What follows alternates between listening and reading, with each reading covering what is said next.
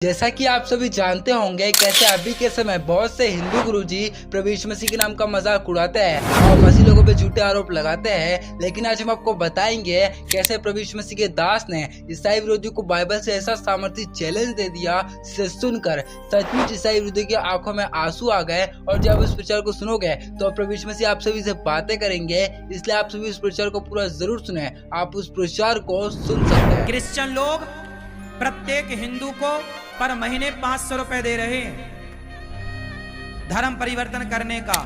इसलिए जब कोई बाबा कोई लोग यीशु मसीह के या क्रिश्चियन लोगों के खिलाफ बोलते हैं, हमें मालूम है हम भी किसी टाइम उस जगह के ऊपर थे।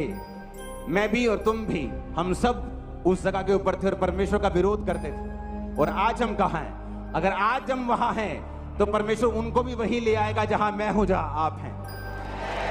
अगर हम उनके लिए प्रार्थना करते रहेंगे और प्यार का संदेश भेजते रहेंगे। कि याजक लोग पापियों को पाप की जानकारी देते ही नहीं। चलेगा बीवी के साथ पड़ोसन पे भी मजाक चलेगा, बीड़ी भी चलेगी, बॉयफ्रेंड भी चलेगा। आज ऐसे चर्च है, लड़का लड़की अपना अपना जोड़ा बना के बैठ जाते हैं और वचन सुनते सुनते हाथ भी दबाते हैं और थोड़ा सा ऐसा भी कर लेते हैं, मुंह में मुंह डाल लेते हैं। पादरी भी कहता है कोई बात नहीं, पूरा मजा लीजिए, पर चंदा जरूर डालना। अमेरिका देश में ऐसे चर्च हैं जहां एक दूसरे के ऊपर हाथ रख के लोग चर्च में ही चूम लेते हैं। उनको जरा भी तमीज नहीं है कि परमेश्वर के सामने बैठे हैं ये लोग।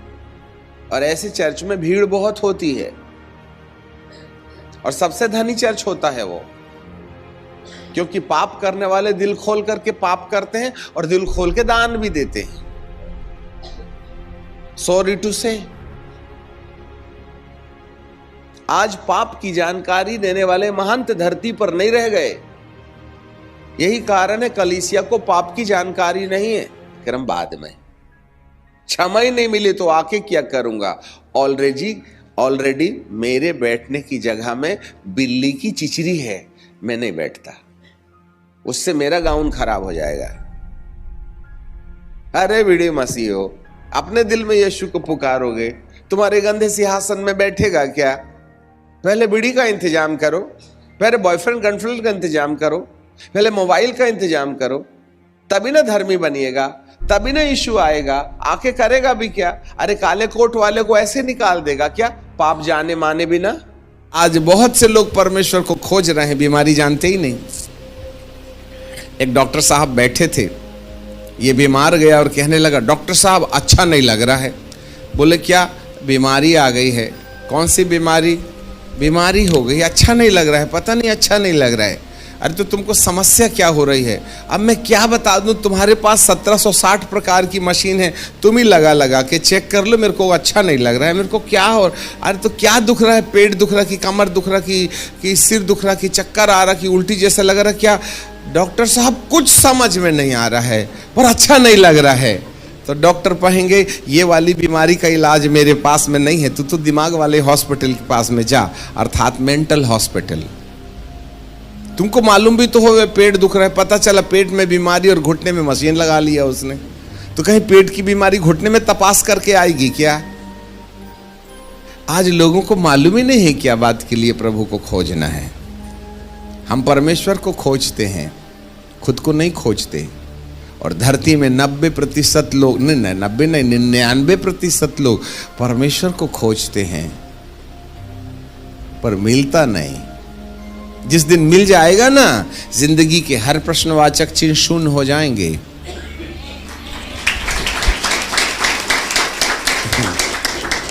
प्रभु कहते हैं जब तक यहोवा मिल सकता है तब तक उसकी खोज में रहो। और प्रभु यीशु मसीह कहते हैं मैं खोए हुओं को ढूंढने आता। हम उसको खोजते, वो हमको खोजता। पता चलता अपन खोजते खोजते ऊपर गए और वो हमको खोजते खोजते धरती पर आया, और जंक्शन में मुलाकात नहीं हुई तो वो हमको धरती में खोजते रहे, हम आकाश में खोजते रहे। जब तक यहोवा मिल सकता है उसको खोजो। अब वो हमको खोज रहा है, हम उसको खोज रहे हैं, तो खो कौन गया है? वो हमको खोजे, हम उसको खोजें, वो हमको ढूंढे, हम उसको ढूंढे, तो खो कौन गया भाई साहब? वो कि हम? वो नहीं खोया है, वो तो हमको खोजने के लिए देह बन के आ गया। यही तो तीसरा सत्य है ना। तीसरा सत्य हमको खोजने आया है, और हमारी खोज उसको उस समय हो जाती है जब तुम खुद को पा लेते हो। जिसको मैं मिल गया उसको प्रभु मिल जाते हैं, जिसको प्रभु मिल जाता है उसको पिता भी मिल जाते हैं। यदि हम खुद को नहीं पा पाए कि हम हैं कौन, तो प्रभु कहाँ से मिलेगा? क्योंकि प्रभु की पहचान हमारी पहचान से शुरू होती है।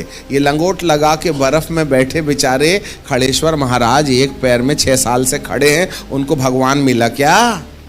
नहीं मिला। अनादि गुरु शंकराचार्य जी से किसी ने पूछा, स्वामी जी तुमको मोक्ष मिला क्या? बोले मोक्ष बड़ी कठिन चीज है, मैं ट्राई कर रहा हूं ढूंढने की। और उन्होंने अपने वक्तव्य में कहा, मोक्ष इतनी कठिन चीज है कि समुद्र के किनारे एक आदमी ने 5 feet by 5 feet by 5 feet का गड्ढा खोद लिया और चुल्लू से पानी उठाता और समुद्र में डाल करके क्या बोलता, दरिया खाली करूंगा और गड्ढे में भरूंगा, और वो भी सूरज डूबने से पहले। कहीं माथा खराब हुआ है? समुद्र 5 फीट के गड्ढे में समाएगा क्या? और वो भी चुल्लू से, और सूरज डूबने के पहले से। जैसा समुद्र खाली करके 5 फीट के गड्ढे में डालना कठिन है, वैसा ही मोक्ष भी कठिन है। इसका मतलब है बाइबिल को छोड़ के और कोई मोक्ष की परिभाषा नहीं दे सकता। पर हम बाइबिल के खोजियों, परंतु कई बार हम जो बाइबिल के को खोजी हैं उनको भी तो कई बार नहीं मिलता है ना। जी हाँ मेरे प्रियो, परमेश्वर ने हमें बड़ी फुर्सत से बनाया है। हम दो दुनिया के संगम हैं। एक पद आज हम आपके लिए पढ़ना चाहते हैं, और वो है 1 कोरिन्थियों की किताब और उसका 15 अध्याय और उसके 19 पद को। 1 Corinthians chapter 15 and verse 19 है। यहां लिखा है, यदि हम केवल इसी जीवन में मसीह से आशा रखते हैं तो हम सब मनुष्यों में अधिक अभागे हैं। हमारे पीछे बोलिए, यदि हम केवल इसी जीवन में मसीह से आशा रखते हैं तो हम सब मनुष्यों से अधिक अभागे हैं। अभागे मतलब जिसके भाग्य नहीं है। अभागे को क्या बोलते हैं? जिसकी किस्मत फूटी है। उर्दू में बोलते हैं लानत है उस इंसान पर। लानत को यदि हिंदी में ट्रांसलेट करें तो श्रापित है वह इंसान जो 70 बरस की जिंदगी के लिए रोटी कपड़ा मकान को आधार बना करके प्रभु को खोजे, उसको अभागा बोला है। अब थोड़ा सा चोट जरूर लगेगी क्योंकि हम आपका परमानेंट इलाज करना चाहते हैं ना। अरे इतने बड़े कैंसर के गुटरू में यदि तुमने आयोडेक्स और विक्स बाम लगाए तो क्या सुबह तक की ये फोड़ा कैंसर वाला बैठ जाएगा क्या? नहीं बालक। क्या चाहिए उसको? विक्स बाम नहीं चाहिए, चमीटा चाकू चाहिए। हाँ, चमीटा चाकू से यदि कैंसर का फोड़ा काट के निकाल लें तो जीवन शुरू हो सकता है। कुछ ऐसे ही आज हम कुछ ऐसी बातें आपको बताएंगे जिससे कि प्रभु आपकी जिंदगी की हर समस्याओं का एक स्थायी इलाज कर डाले। ऐसे करके इसलिए प्रभु जी बोलते हैं, अभागा है वह इंसान जो इस ही संसार की जरूरतों को आधार बना करके परमेश्वर से प्रार्थना करता है। जबकि बाइबल का परमेश्वर कहता है, इस जीवन की बात यदि है तो इस जीवन के बाद भी एक और जीवन होगा। ये जीवन है तो एक और जीवन होगा। तो कौन सा जीवन है ये? इसको और उसको अलग अलग करने वाली रेखा कौन सी है? जरा ध्यान दीजिएगा। इस जीवन का मतलब मृत्यु के पहले और उस जीवन का मतलब मृत्यु के बाद। Life before the death and life after the death. मृत्यु के पहले शारीरिक जीवन जिसमें बीमारी हो जाती है, निराशा हो जाती है, पारिवारिक झमेला हो जाता है, आर्थिक समस्या हो जाती है, मन थक जाता है, हड्डियां म्यूजिक बजाने लगती हैं। ये वाला जीवन है। पर बाइबल का परमेश्वर कहता है ये वाले जीवन के बाद में एक और जीवन है, वो वाला। तो ये वाले और वो वाले के बीच में कौन अलग अलग करता है? मृत्यु। याद रखिएगा, इसका मतलब है जरूर 50, 60, 70 साल की जिंदगी के साथ साथ है एक और जिंदगी है जो मृत्यु के बाद लागू होती है, और वो जिंदगी करोड़ों साल की है। करोड़ों साल की है। ये जिंदगी 70 साल की है और वो जिंदगी करोड़ों साल की है। इंसान 70 साल की जिंदगी के लिए रोटी, कपड़ा, मकान, चंगाई, छुटकारा, आशीर्वाद, घर, कार, बंगला, बीबी, टीवी, पता नहीं क्या क्या खोजता बेचारा, और बूढ़ा होकर के सब छोड़ के पैदल चला जाता, चड्डी बनियान भी साथ नहीं ले जाता। कमाए थे हमने, क्या नहीं किया। जिंदगी बचपना खेल खेल करके खो दिया, जवानी नींद भर सोया, और अधेड़ उम्र बाल बच्चों के लिए पैसा कमा कमा के पेंसिल समान जिंदगी घस दी, और जब बुढ़ापा आया तो हड्डियां म्यूजिक बजाने लगी। अब पेट दुख रहा है, कमर दुख रहा है, फिर जो रोना शुरू हुआ। फिर हम बाजार जाते हैं और खंजरी उठा लाते हैं, और बुढ़ापे में खंजरी बजाना शुरू कर देते हैं। तो नाती पोते बोलते हैं, दादा जवानी में गाना नहीं गाए, आजकल तुमको बड़ा गाने का शौक हो गया। तो दादा क्या बोलते हैं, बेटा धरती बहुत भोग लिया, अब ऊपर भी तो रिजर्वेशन कराना पड़ेगा ना। आपको ये ख्याल कब आया था? जब एक पैर कब्रिस्तान में है। जब डॉक्टर बोलता है थोड़े से दिन बचे हैं, तब भगवान के दरबार में आ जाते हैं। पूरी जिंदगी इंसान ने पेंसिल सामान घस दी, और मरने के करीब करीब खंजरी उठा करके भगवान की भक्ति करता है। लोग बुढ़ापे में बपतिस्मा लेते हैं जब मालूम हो गया कि लाइन क्लियर हो गया है।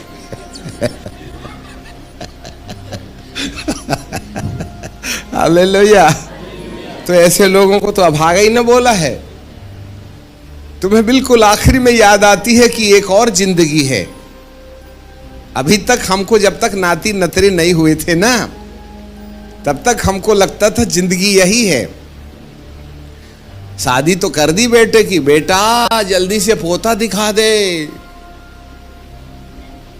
अब जैसे तैसे पोता, तो दादा क्या बोलता, वाह मजा आ गई, 50% काम ओवर। फिर वो बोलता है, मुझे बेटा एक पोती भी दिखा दे, बोले।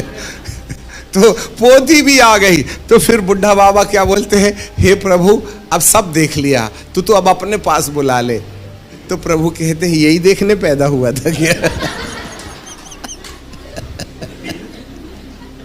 समझ में आ गई बात। पोता पोती देख के पैदा हुआ था, पोता पोती देखने पैदा हुआ था क्या? ऐसे लोगों को तो बाइबल में लिखा है भागा, मतलब किस्मत फूटी पोता देखने वाले की।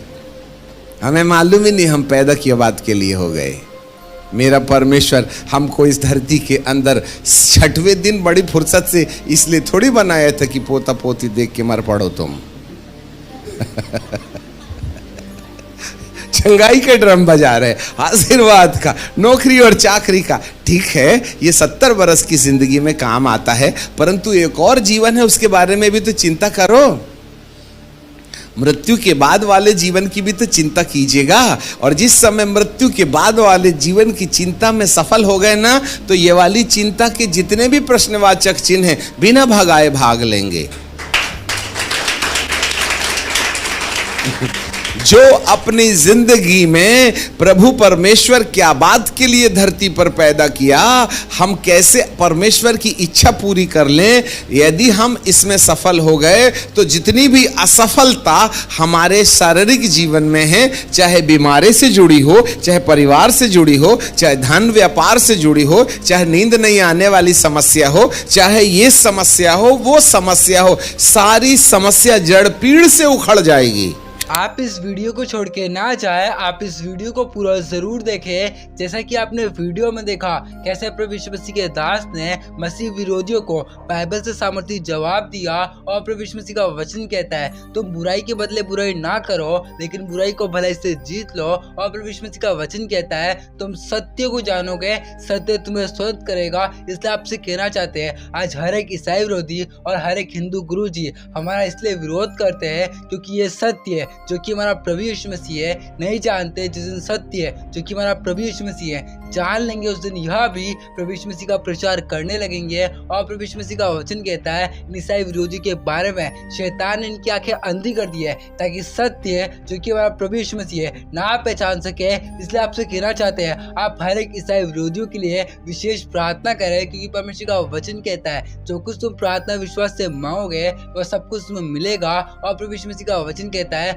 परमेश्वर की आंखें और कान आपकी प्रार्थनाओं की ओर हमेशा लगे रहते हैं। और प्रभु यीशु मसीह का वचन कहता है धर्मी जन की प्रार्थना सब कुछ हो सकता है। और हमारा विश्वास है जैसी आप हर एक ईसाई विरोधी के लिए प्रार्थना करोगे वैसी परमेश्वर आपकी प्रार्थनाओं को सुनकर हर एक ईसाई विरोधी को जरूर बदलेंगे। ये परमेश्वर का वचन कहता है हमारा परमेश्वर किसी का पक्षपात नहीं करता और हमारा परमेश्वर सब कुछ करने की सामर्थ्य रखता है। जिस प्रकार प्रभु यीशु मसीह ने पौलुस के जीवन में काम किया था और पौलुस को बदला था उसी प्रकार आप विश्वास कीजिए कि आने वाले दिनों में हर एक ईसाई विरोधी भी प्रभु यीशु मसीह का प्रचार करेंगे और प्रभु यीशु मसीह हर एक ईसाई विरोधी के घुटने को टिकाएंगे क्योंकि प्रभु यीशु मसीह का वचन कहता है अंत के दिनों में ऐसा होगा कि हर एक घुटना प्रभु यीशु मसीह के सामने झुकेगा और हर एक जीभ अंगीकार करेगी कि यीशु प्रभु है। और हमारा विश्वास है कि परमेश्वर का वचन कहता है विश्वास करने वालों के लिए सब कुछ हो सकता है। और प्रभु यीशु मसीह का वचन कहता है अब विश्वास आशा की वस्तु का निश्चय है। और आपसे कहना चाहते हैं जैसा कि हमने शुरू में कहा था कि ईसाई विरोधी के आंखों में आंसू आ गए, हम ऐसा इसलिए कह रहे थे कि प्रभु यीशु मसीह का वचन कहता है